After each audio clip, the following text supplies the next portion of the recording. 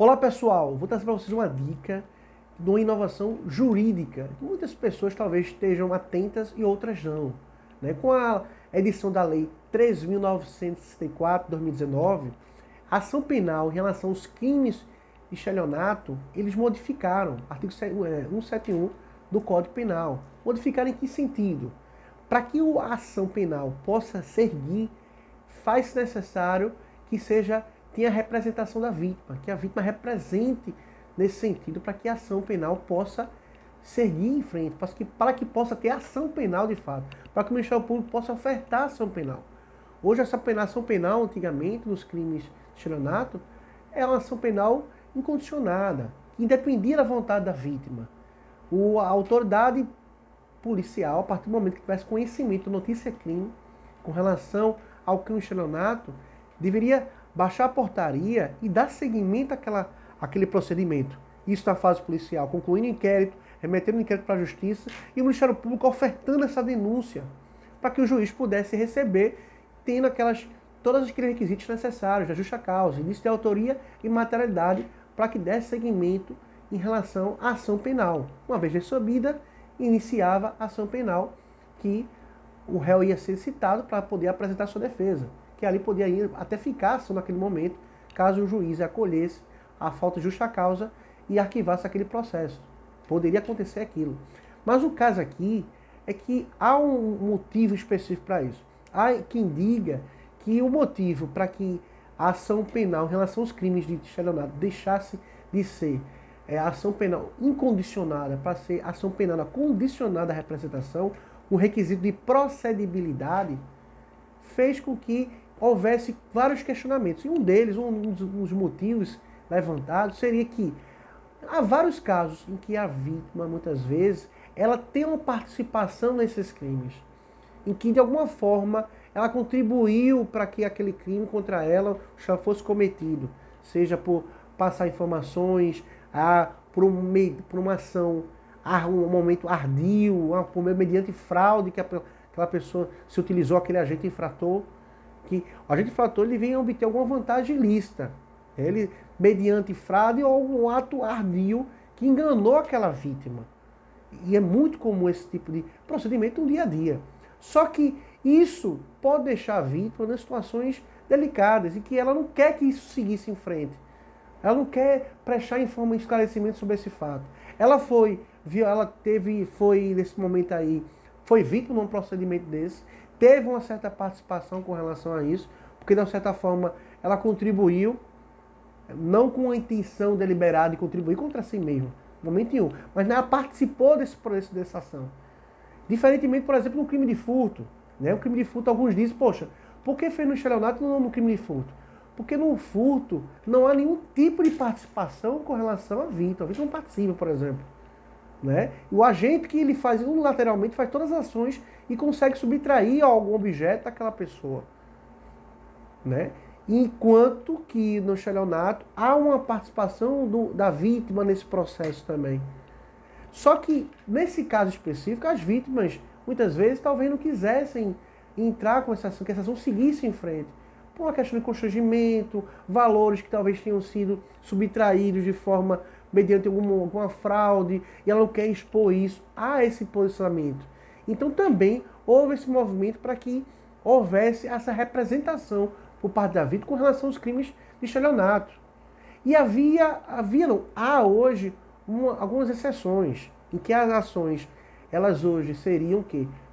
Ação penal mediante representação, quando a vítima tem que representar, mas tem situações que não precisam representar a vítima, que são crimes contra o Estado, poder público, com relação à administração direta, por executivo, os órgãos, ou administração indireta, às autarquias, fundações, crimes cometidos dessa natureza, empresas públicas também.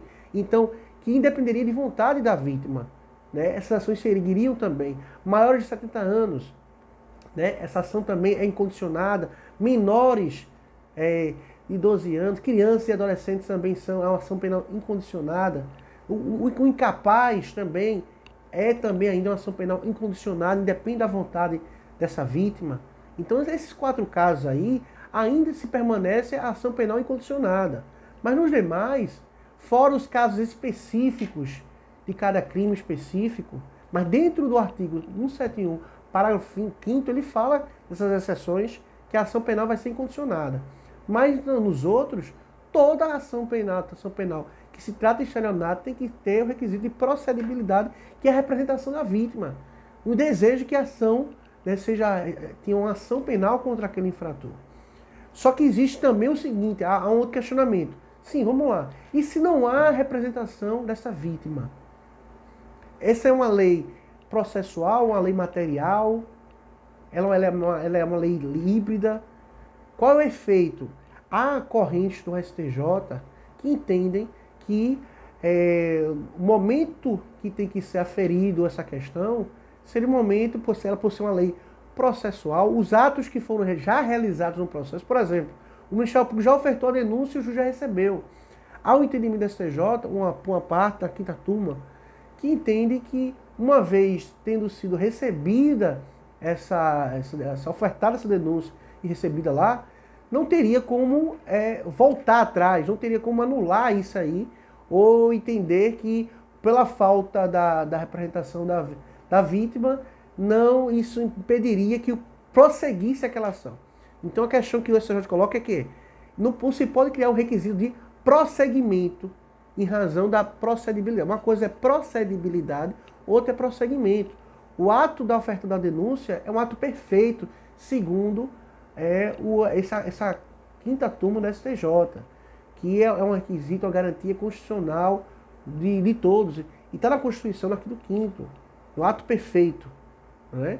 Do outro lado, há também uma decisão do STJ da 6ª turma que entende diferente, que entende que você tem um ato perfeito e você tem também, além do ato perfeito, você tem o direito, né, daquele que está sendo investigado, de que a lei entre em vigor para retroagir, beneficiando aquela pessoa.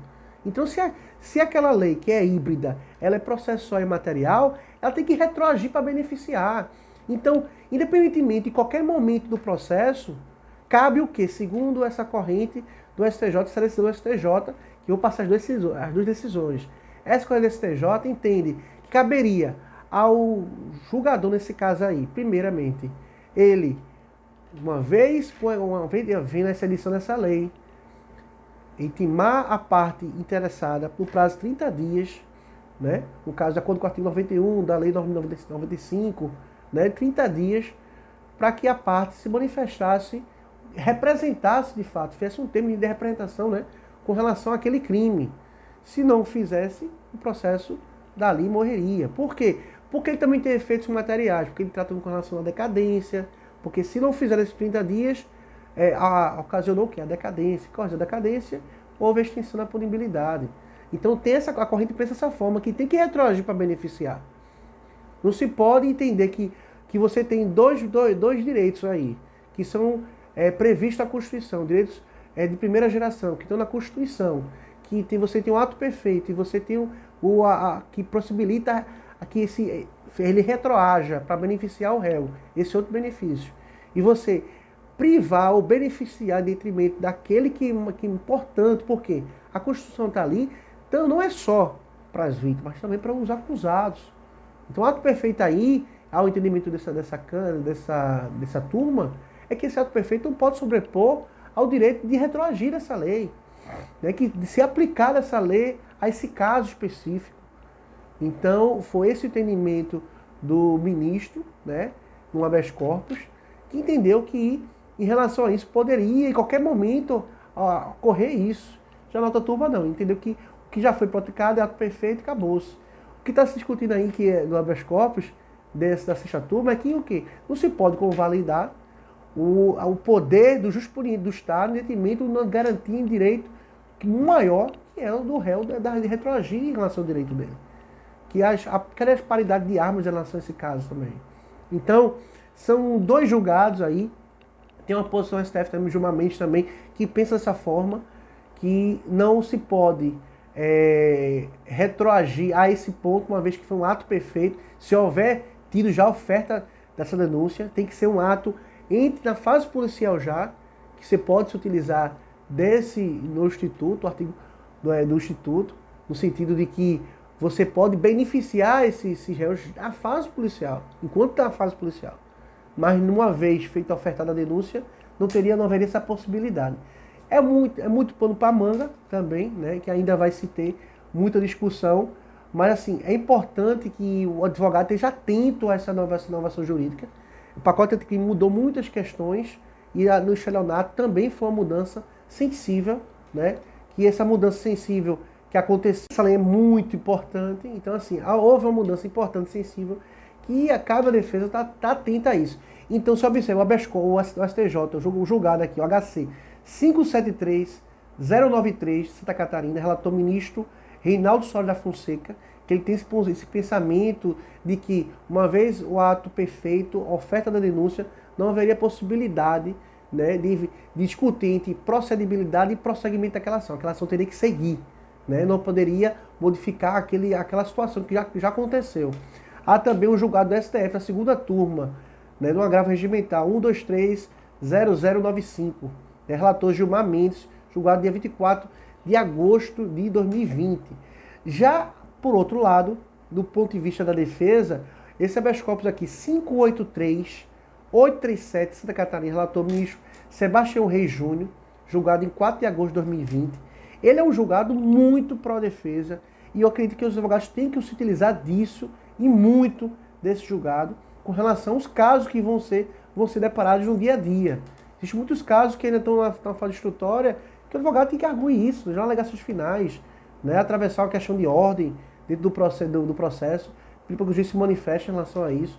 Então, assim, cabe à defesa ser diligente nessas demandas também. Então, pessoal, essa foi a dica aí de hoje, uma dica de jurisprudencial com relação a esses julgados aí, que discutem muito essa questão aí já o pacote anticrime em relação a essa questão híbrida, né? Se é uma lei que muda do ponto de vista processual ou do ponto de vista material. E nós entendemos que ela seja híbrida, tanto material como processual. Então beneficia o réu, se beneficia o réu, ela tem que retroagir, seja em qualquer momento. Isso é a posição que a boa parte da defesa se tem, e a gente, como advogado criminalista, tem que buscar a parte mais favorável para os nossos clientes. Então, pessoal, um abraço e até a próxima.